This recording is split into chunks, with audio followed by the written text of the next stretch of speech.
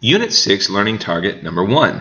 Recognize and write statistical questions. Since we're going to talk about statistics, let's take an example of a statistical question here and ask ourselves, what makes it statistical? More than 6,000 people with pillow-related injuries check into U.S. emergency rooms every year. What makes that a statistical statement? Well, ask yourself the question, how do you think scientists discovered this information? How did they go about finding this information? Well, they probably went to different hospitals throughout the United States and asked the people there, the administrators, do you have any records that we can look at? And they look at the records to see why people were admitted to the hospitals. And they would see that a certain number of them were related because of pillows. Or maybe they asked nurses, and maybe they asked doctors.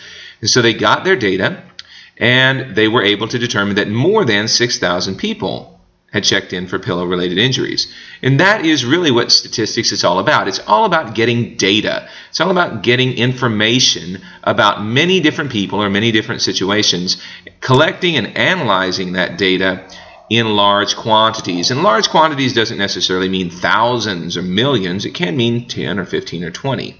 But most of the time you're going to talk about 50, hundreds, thousands, those kinds of numbers. So big quantities.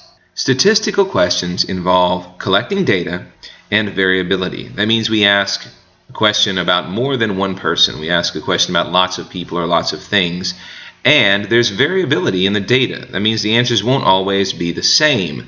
So if I ask a question about the number of people who like the color red, then the answer will change for each person. There's some variability in that data.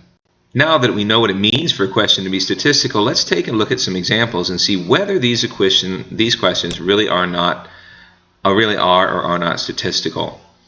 What kinds of music do middle school students prefer? What kinds of music do middle school students prefer? So, one, we're going to have to collect some data. We're going to have to go and find a bunch of middle school students and ask them this question. Two, that data is going to change. That answer is going to change per person. Some may say rap music.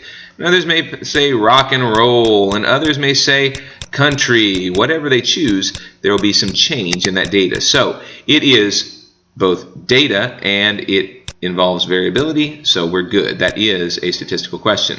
What is your name?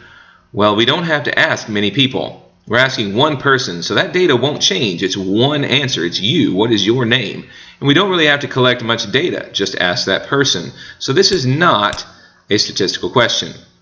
Out of 500 teens, how many play Call of Duty?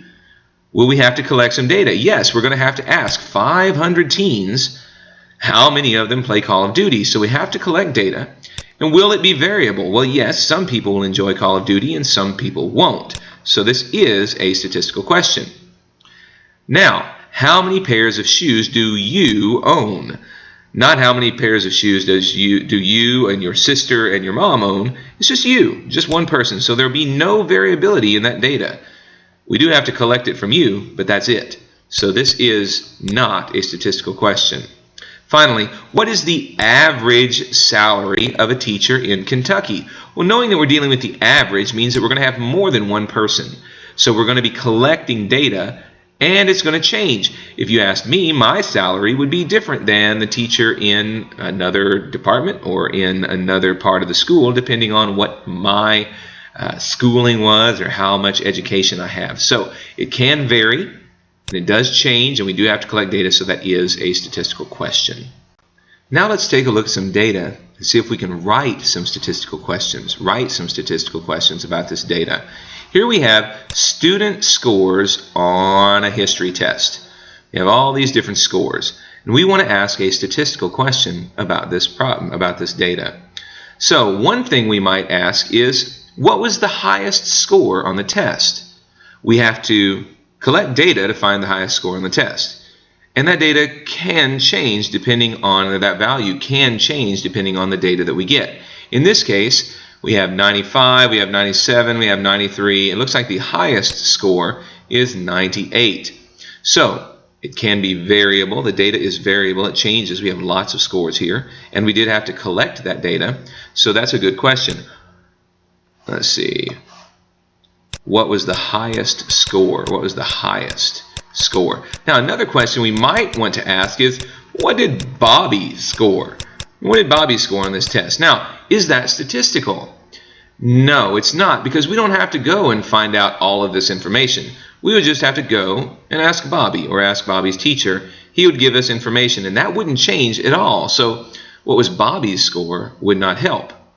But another statistical question might be, what percent of people, so what percent of people scored 90 points or above, or scored 90 or above on the test? Well, we'd have to go and we'd have to collect all this data like we've already got here. And then it could change. The data does change. We have 64 here, 82. Not everyone scored above a 90. The scores do change. Not everyone scored a particular score, so the data does change. It is variable, and it's required that we have data to get it. So that would be a good statistical question.